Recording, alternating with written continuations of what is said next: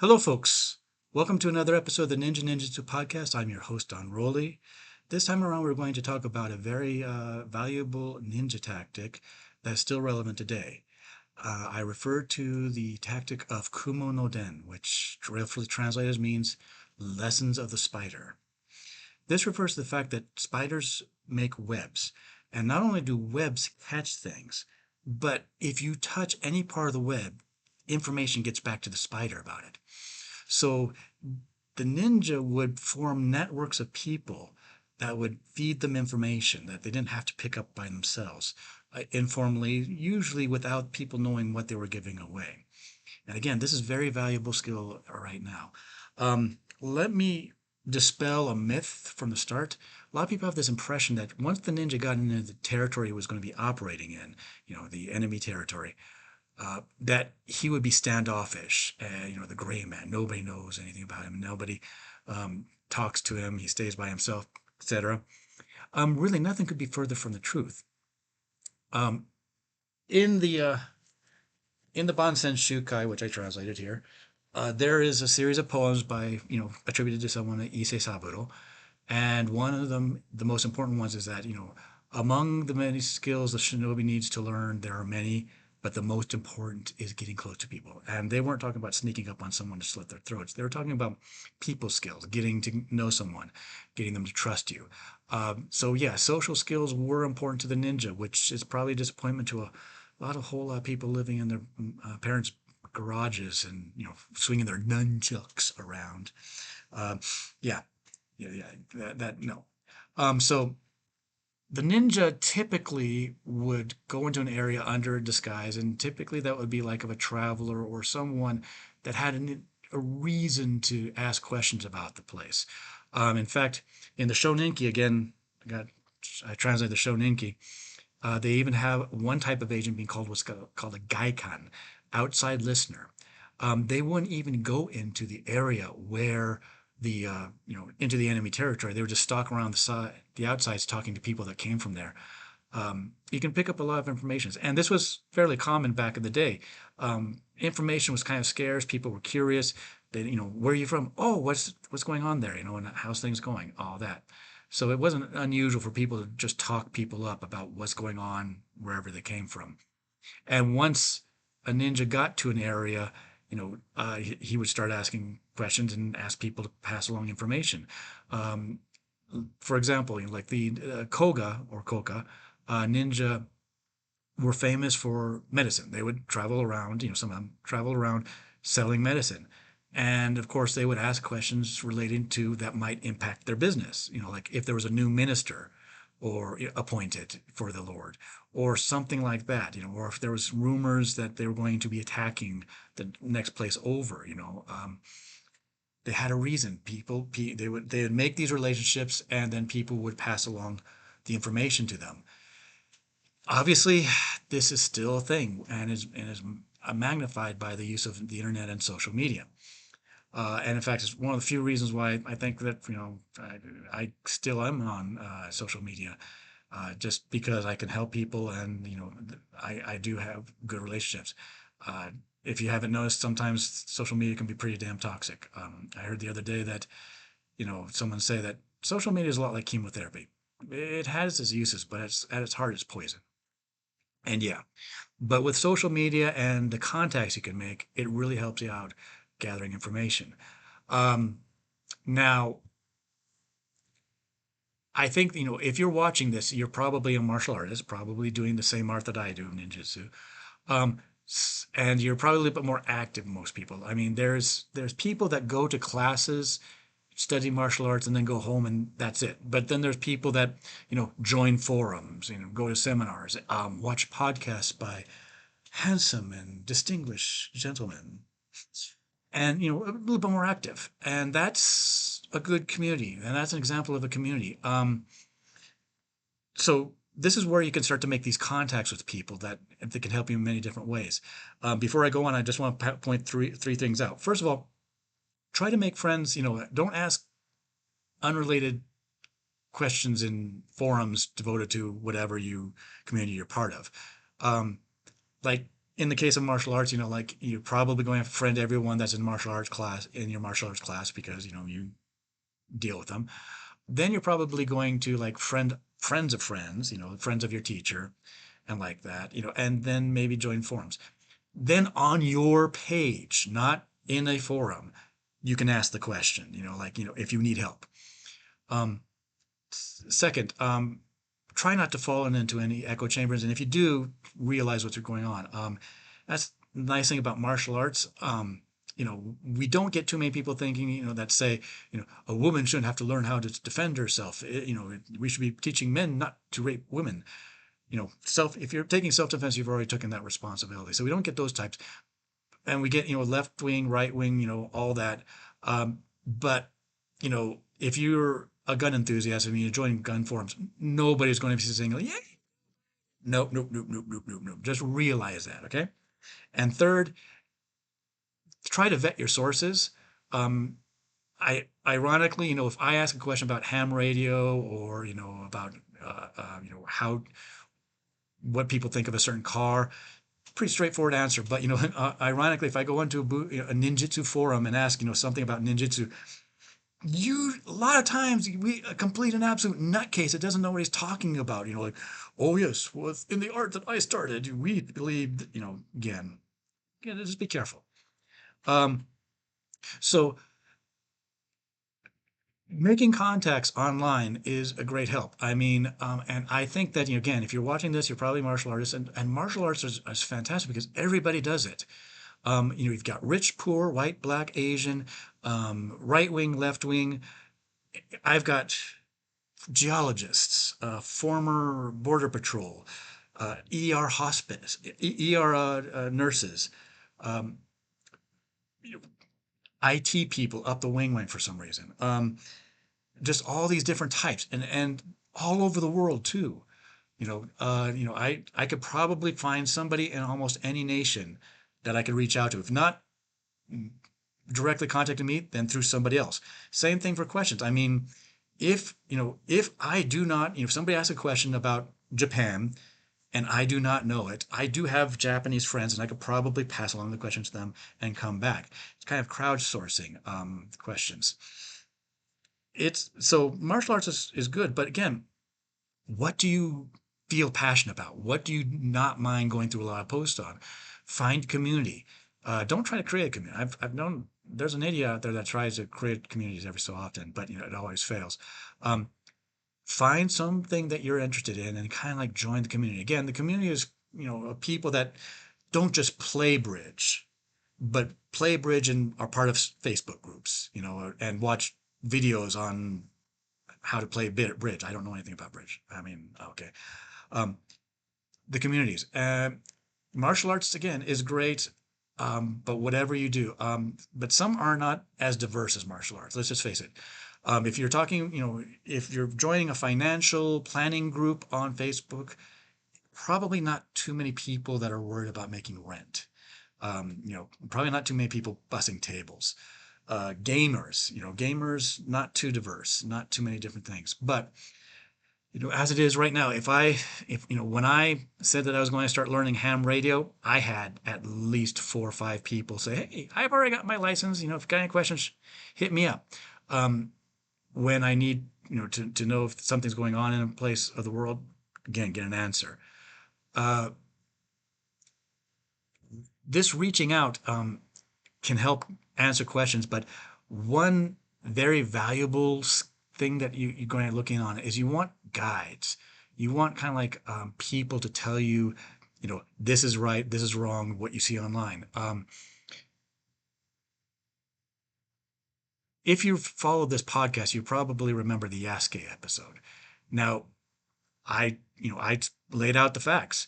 But if you go online, you're going to find things about Yasuke that are just like, are you kidding me? You got Yasuke, people not only saying that Yasuke was fluent in Japanese, which the evidence doesn't seem to support, but that he was also fluent in all these, like a dozen other languages, and that he was an established warrior in Africa before he was recruited by the Europeans, which there's no period source that says that. But you can find that online. There's a lot of good stuff online, but there's also a lot of crap. And being able to tell good from bad can be difficult. I mean, somebody, again, every time something happens, all of a sudden there's all these experts on, like vaccines or, the way Secret Service agents are supposed to set up security and all that. You find somebody that knows what they're doing and like can kind of like say yay or nay. Just an example, not too long ago, somebody was asking, shared something on, on Facebook about a woman in armor and how the woman's, long line of woman warriors, and says, is that true? And I'm like, not really. There's a few times when everybody had to, stand up to a larger enemy and the women were recruited. And there were a few exceptions. There were, very, very rare Tomoe isn't, and they were prominent because they were so rare and so unusual. But yeah, if it was 1570 and you saw a woman riding by on a horse on a battlefield, you'd be like, what the heck? So yeah, so I can answer questions like that. Um, and that's what you need sometimes with all the misinformation out there.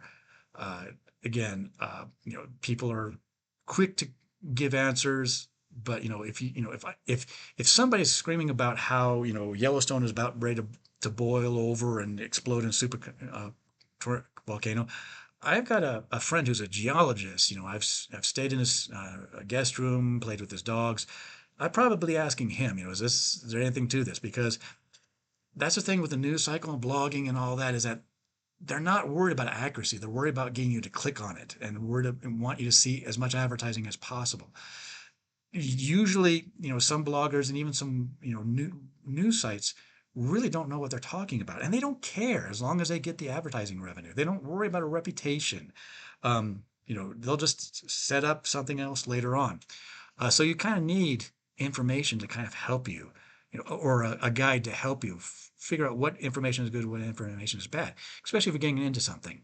Um, if you're asking a question to somebody, say, hey, like ham radio, again, I said ham radio. I kind of threw out the question and, what book would you recommend? And of course, I didn't ask for people to spoon feed me or anything like that, didn't want to take up their time. But what books, what sites, whatever do they recommend? Don't make them work when you're asking questions if you can. Sometimes, yes, you will. Okay. And do not even, again, even the regular media. Okay. Um, Sometimes they just don't know what the hell they're talking about. The guy that's working for the news radio station, his assignment today is go onto the military base and cover the military base. Next day he's over at the school dealing with school policies. Okay, not a specialist. If you're talking about the Wall Street Journal finance pages, the people that write the articles there probably know what a stock option is and how it works. But if, like there's a scandal at an investment firm in your city, the reporter that they send out from the local news station probably doesn't. So you got to be careful about getting this information and make sure it's correct. There's also favors. I mean, again, this networking, we're getting in some pretty crazy times. And, people are taking shots at politicians again. That hasn't, happened since 1981. Uh, so it really helps to have people on your back and people willing to help you. And there's going to be different levels. Okay. First of all, there's some people that I will take a bullet for and they will do the same for me. And if the zombies start rising from the grave, we are going to go down to the local cemetery and have the most epic whack-a-mole game ever. But there are also people that, okay, I won't take a bullet for them, but I'll help them figure out what Soke wrote on that piece of artwork that he gave them. And in return, someday someone like that might help me put together a resume. Okay, you take what you can, and you basically have to prove yourself and go up. Um, Now, when you're doing this again, there's a kind of a process. First of all, think about communities that you wouldn't mind hanging out with and start making friends in. Okay, don't just go to a networking event. That's no. Um, and then start to like just make friends. Before you start doing really making friends, as you're making friends, figure out what you can bring to the table. Okay, you've got to be able to give before you can ask for something, or at least be willing to. It might be something that you know, it might be something that you do, it might be something that you have. Okay, if it's a local group, and I belong to a local group about of events here. Um, the guy with the big truck is always very popular when somebody's moving house. Okay, uh, but it might be that somebody needs like even like there's been a times when I've asked for things and they said, okay, well, we can't help you because we're in this state. You need somebody in your state, but we can recommend these people. That type of thing. The profession. Uh, Now, obviously, some professions are going to be more valuable than others. I mean, if you are, like if you deliver food, or sell bikes, you're not going to be as, valuable as, say, a lawyer or a doctor. I know several of both, or anyone in IT, but, do what you can. It could be something that a hobby of yours. Canning, can you can? Can you, do you fix up, do you repair computers in your spare time, just refurbish them? uh, that type of thing. Think about that. It might even be where you are if you're talking about martial arts. I've had cases where somebody that I've met through martial arts seminars, their wife was moving into Denver area, and they needed someone on the ground to kind of like, is this place that we're thinking about moving into, a hellhole with bullet marks all over it, or is it a pretty good place? And I was able to help them with that. Again, know what you bring to the table, and try to mention it. Be willing to help other people. Show them what you can do. Stuff like that. Um, you know, be more than one community too. Again, start making friends. Through martial arts. I'm part of a local group. Different interests. I mean, I'm even part of action figure collector group. Not too active there. And again, different statuses in different groups. I mean, some people say that I'm authority on ninjutsu. Again, I lived there for 15 years, speak the language fluently, and when I say something, I say it with authority. And I try to help people. I put out things like why Togakure does not mean hidden door; it means door used for hiding, stuff like that. So I kind of have a higher, visibility than most. You go into the local Colorado Springs event group, and it's like I'm just one other person there. But again, when I make friends, I keep going on and try to find out about them. Uh, this is not. Do not expect to have connections overnight, but you know, one thing you can do when you meet someone in person or online, you try to find something out about them. Again, um, you might know where to go to if you have a question, say about acupuncture. You know, again, uh, maybe they're not in the area to help you, but maybe they can tell you what to look for and what to avoid. Uh, and sometimes you'll just have to go out on your Facebook page and hey, you know, I've found this rusted gun in the woods behind my house. What is it? And you'll have people help you. Again, in terms of helping people, be prepared to help them before you ask them to help you. Be there for them when they are moving, before you ask them to check your resume. It's common sense. But nowadays, common sense is so rare. It's like a damn superpower. Be ready to, help people. Reach out. You can't really take advantage of the technology if you don't use and reach out to people. And it comes down to the people, not the technology. Just be aware. Try to make friends and be there for other people. And eventually, yeah, there's several times when like I've raised my hand and said, like, "Oh, help," and people have come running. And I always try to remember that. And when somebody screams help, I try to go running to them. But that's it for today, and I'll see you next time on the next episode of the Ninja Ninja 2 podcast with Don Rowley.